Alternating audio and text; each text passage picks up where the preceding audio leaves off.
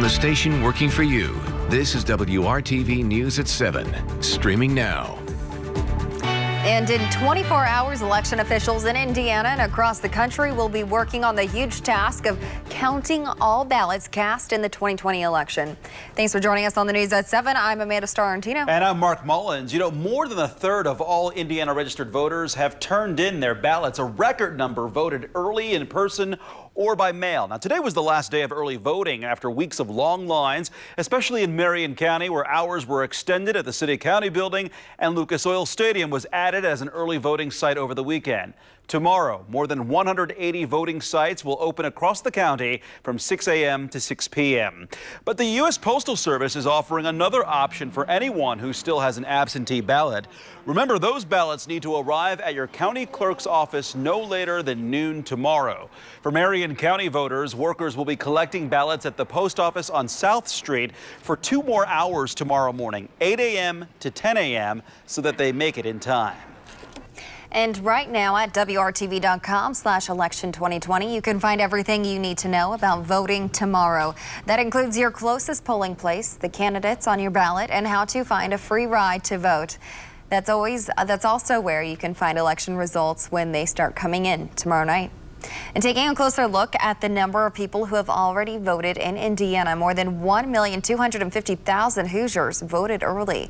Almost 500,000 returned their absentee ballots. That's a total of more than 1,751,000 people who have already voted in our state, 64% of the total 2016 general election turnout.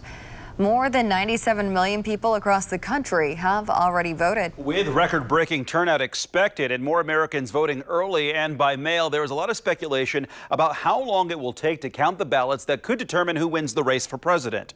Despite claims that the results should be in by midnight, our Ray Steele explains why you should be prepared to wait. You may have heard this recently. We should know the result of the election on November 3rd. That's the way it's been. That is simply 100% not true. It never has been true. Election rules are different in every state. That's because of federalism. When the country was founded, some powers were delegated to the states, partly to avoid a new monarchy since we were just leaving one, and partly because the federal government was dealing with free states and slave states and did not want to meddle in individual state laws. One of the powers delegated to the states was election law. Here in Indiana, absentee ballots must arrive at your election office no later than noon on Election Day. Those offices start releasing results soon after the polls close. But while counting votes moves more quickly these days, with most Hoosiers voting electronically, counting ballots received in the mail, plus all those early votes that were cast this year, will take some time, as one of our political insiders pointed out. In Marion County alone, out of 150,000 votes that have been early cast or absentee, they're saying at the election board they can only count 40,000 a day. That means we won't really know who won up to maybe even a week after the end of Election Day. In other states, it will take even longer. The state getting most of the attention is Pennsylvania. There, an absentee ballot is counted as long as it's postmarked by Election Day and received in an election office up to 3 days afterward. They can legally do that because that's what Pennsylvania state law says.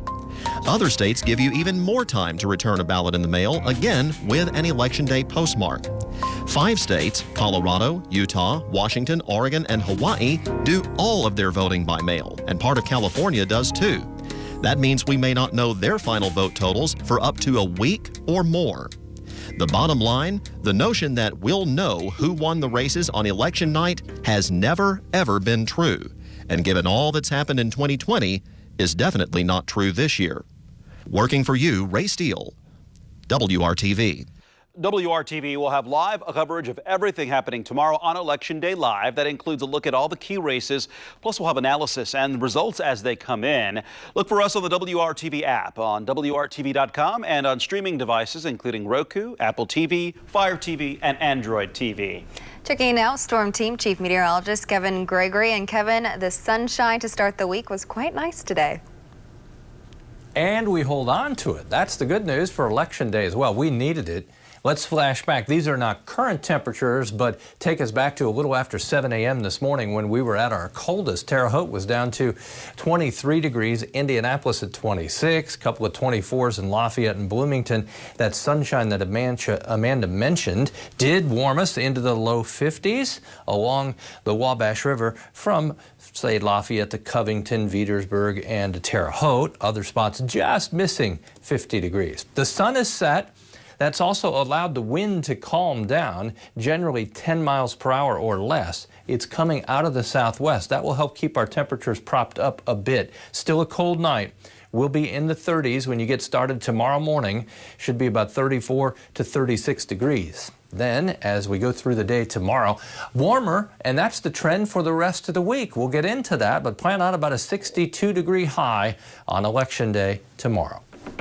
And Indiana once again has surpassed 3,000 new COVID-19 cases added to the state's total in one day. The state health department reported 3,080 new positive tests. All of those recorded yesterday. That brings us to more than 185,000 overall.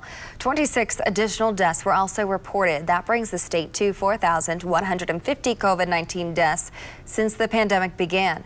The 7-day positive test rate took a big jump. It's now up to 15.9% for unique individuals. Despite the severity of COVID-19 in the U.S. right now, President Trump at odds with the most trusted doctor in the country fighting the pandemic in the final hours of the 2020 race.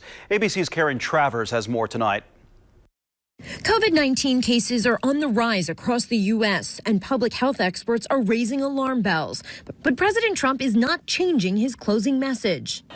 If you want a vaccine to kill the virus, a job to support your family, and freedom to live your life, then you go and cast your ballot for President Trump. In Florida Sunday night, the president's supporters starting a Fire Fauci chant. Fire Fauci, fire Fauci. And the president hinting he may do just that, fire the nation's top infectious disease expert, Dr. Anthony Fauci. Don't tell anybody, but let me wait till a little bit after the election, please. But the president doesn't actually have the authority to fire Dr. Fauci, a civil servant. Fauci this weekend was blunt, telling the Washington Post that the U.S., quote, could not be positioned more poorly for the coming months with cases of COVID-19 reaching record highs. Fauci adding that the U.S. is in for a, quote, whole lot of hurt this winter. But White House coronavirus response coordinator, Dr. Deborah Birx, echoing those warnings, telling KUTV, for the next few weeks to really limit interactions, either in public spaces or in your own house, to your household members. And President Trump continues to make this false claim. You know, our doctors get more money if somebody dies from COVID. You know that, right? The American Medical Association firing back, calling that a malicious, outrageous, and completely misguided charge. On the campaign trail in Ohio Monday, Joe Biden seizing on that line from the president. And this president is questioning their character, their integrity, their commitment to their fellow Americans. As I said, it's a disgrace. Karen Travers, ABC News, New York. Studies have shown that this demand is going to increase. However, there are fewer people getting into EMS, which is creating kind of a shortage amongst EMS professionals. Coming up, a local company is offering a program to address that shortage, how it benefits the company and trainees. But first, local companies are pledging to put action behind their words by making a commitment to racial equity. How local leaders plan to keep the movement going.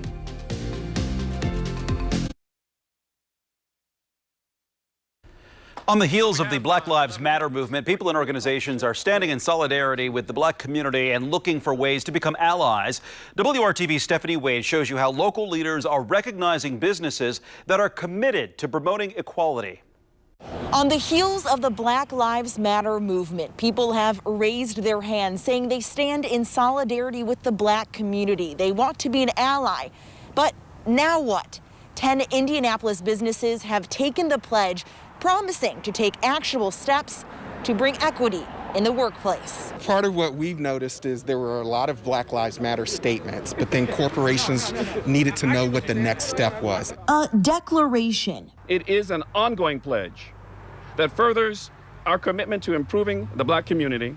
Accepted by 10 different businesses today. And whereas an accomplice will provide equitable opportunities for black people to be hired, mentored, sponsored, and promoted to meaningful work. It's access to the boardroom, starting at corporate board members. Do we have black corporate board members on these corporate boards? Do we have black people in C-level positions in organizations, even at the director level? When we're thinking about contractors, are we thinking about black prime contractors as opposed to just subcontractors?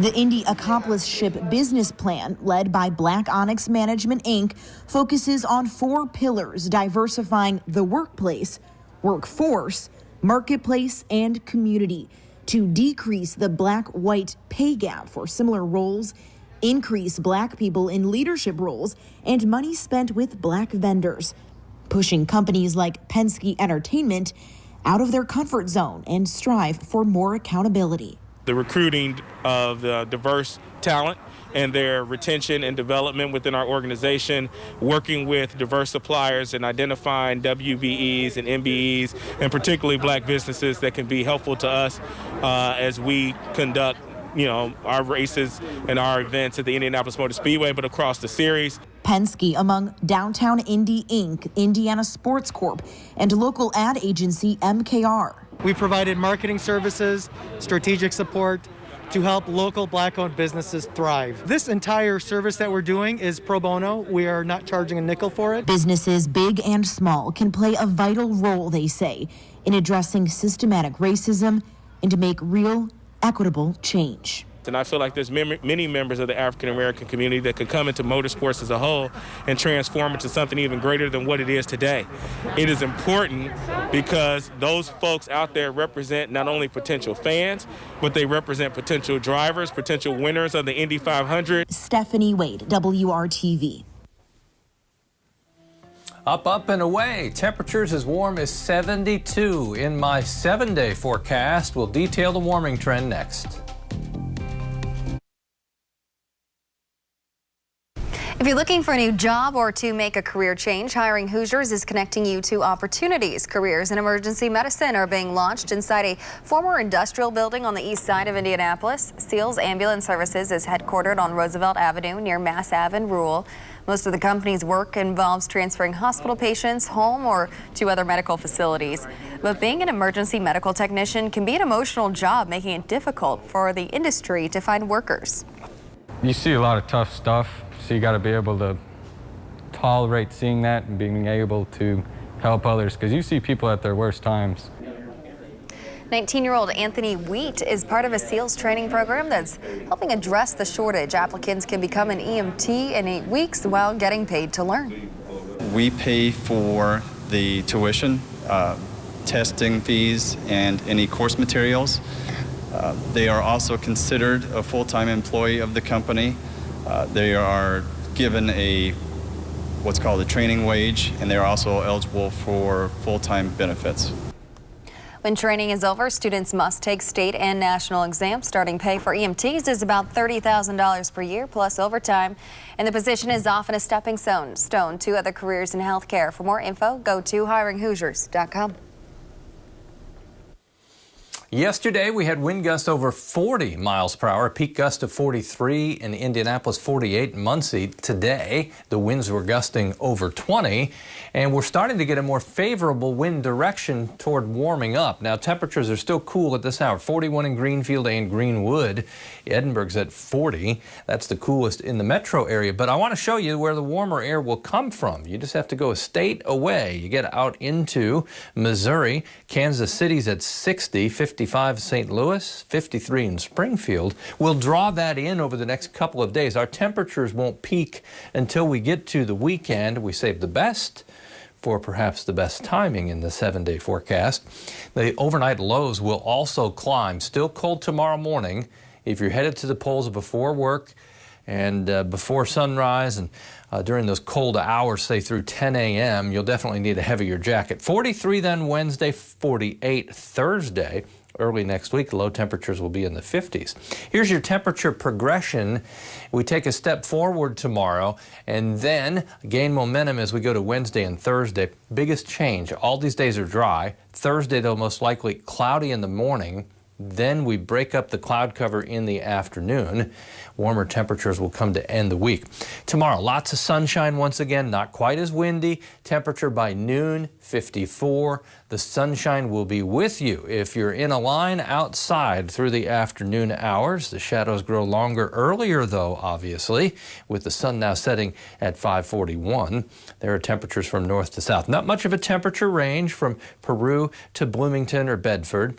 The wind is stronger Wednesday. A stronger wind will be more efficient at bringing in the warmer air, and that comes with sunshine once again. Gusts will be over 20 miles per hour, and the temperatures jump in some spots, Bloomington to Columbus south into the upper 60s, otherwise mid-60s, a touch warmer in spots. Temperatures on the hourly basis, 61 by noon, 66 the afternoon high temperature. Warmer than that once we get beyond Thursday. Of course, the clouds hold us back a little bit Thursday early. Then we have some breaks in the cloud cover. Add a couple more degrees as we get to Friday, and temperatures peak over the weekend. That is perfect timing in my book. If you still got yard work to do, you should be able to do that and work up a sweat. Temperatures move from the 30s for lows into the 50s for lows. Beyond the 7-day forecast, all indications are temperatures will stay above average and we'll get back to opportunities for rain. That's missing in this 7-day forecast, as it should be dry, but then next week we start to have a better chance for rain on a more routine basis. Kevin, thank you. After months of being unable to splurge on things like a vacation or even a night at the movies, experts say many Americans have hit a point of frugal fatigue. As Alicia Nieves shows us, the data is backing that up. Most of us can't go out like we used to, but it isn't stopping many of us from spending like we did before the pandemic. Some of us even more. A new report shows impulse spending is at the highest ever. With store closures and in-person shopping concerns, many consumers have moved more of their spending online. On average, now spending 25% of their discretionary income there. When people are cooped up at home, there's the tendency for impulse buying. Greg McBride is the chief financial analyst at Bankrate.com. I think the pandemic has moved us forward about 7 years in the last 7 months in terms of certain trends, particularly the movement towards digital. While online shopping has been around for a long time, McBride explains in the last 7 months, more retailers have gone online, and those already there have invested significantly in making their shopping experience easier and more convenient. So people could spend more and more often without the old buffer of getting in their car, driving, and browsing around their favorite stores. That old way provided more time to reconsider a purchase and how much to spend. The tendency for emotional or impulsive purchases can be really devastating to your financial goals. It can unwind a lot of progress you otherwise may have made. A little impulse spending won't hurt, but these numbers are concerning to some experts like McBride. So it's really important to identify what is your trigger. Is it sadness? Is it boredom? Is it keeping up with the Joneses? And then developing strategies to kind of distract you from that. 2 simple strategies he has. 1, don't shop without a list. That goes for in-store and online. 2, set a price and wait 24 hours to buy anything that costs more so that you have some time to sleep on the financial impact of bigger purchases, especially now. I'm Alicia Nieves reporting. Mountain Dew is rolling out a new product, and it's not a beverage. The soft drink maker is teaming up with NBA player Joel Embiid to create a signature hot sauce. Fans chose habanero flavor, but the company says it also contains a citrus flavor that, quote, Dew fans know and love. The new hot sauce will not hit stores, at least not yet. 500 bottles are available through a social media promotion, and the soda maker will pick random winners. Hot and spicy. I like it. We'll spice up the 7-day forecast with a little heat. I wouldn't call it hot, but we're back into the low 70s. Not tomorrow. 62 will be the high temperature with sunshine and that wind generally out of the southwest. Amanda? Thanks for joining us. We'll see you at 11.